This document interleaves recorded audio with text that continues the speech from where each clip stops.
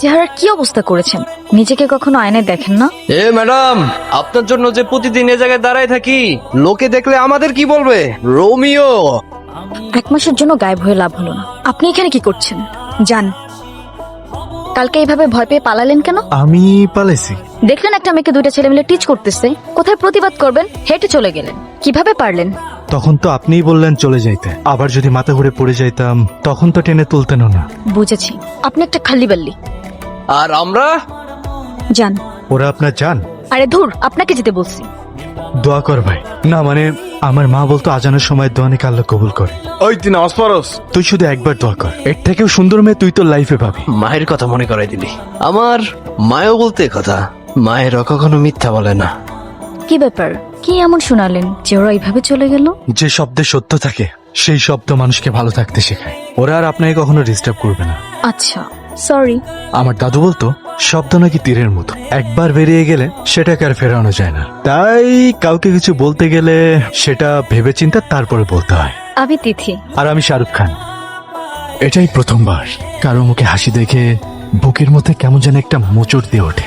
কে জানে, কেই বা জানে, হয়তো এই মোচড়টাই ভালোবাসা। তার মানে আপনার নাম মান্নাত। আপনার সাথে পরিচিত হয়ে ভালো লাগলো। আজ তাহলে আমি আসি। তেথে, ইয়েস। হয়তো আজকের পর আপনার সাথে আমার আর কখনো দেখা নাও হতে পারে। হবে দেখা আবারও। হ্যালো মা, কেমন আছো তুমি? কিভাবে ভালো থাকি বাবু? তুমি কি আমার উপর রেগে গেছো মা? সেদিন তুমি আর বউ এভাবে চলে গেলে, বাবাও না ফেরার দেশে চলে গেল।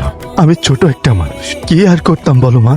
আমি না অনেকদিন ধরে ঘুমাতে পারি না। ছোটবেলায় তুমি আমাকে কোলে টেনে যেভাবে ঘুম পাড়াতে, ওভাবে ঘুম পাড়াতে পারবে মা? 21টা বছর আমি সেজন্যই বেঁচে আছি বাবু।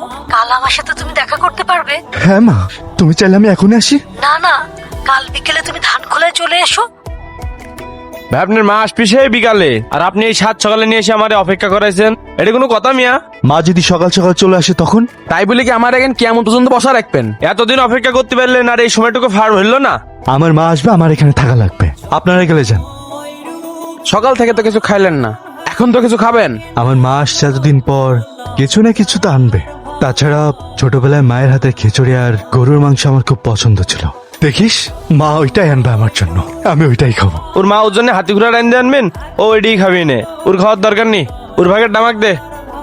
হ্যাঁ মা, কোথায় তুমি? আমি সেই সকাল থেকে এখানে এসে বসে আছি, তোমাকে তো কোথাও দেখছি না। আমিও আছি বাবু, একটু নজরটা ভালো দিকে রাখলেই খুঁজে পাবে।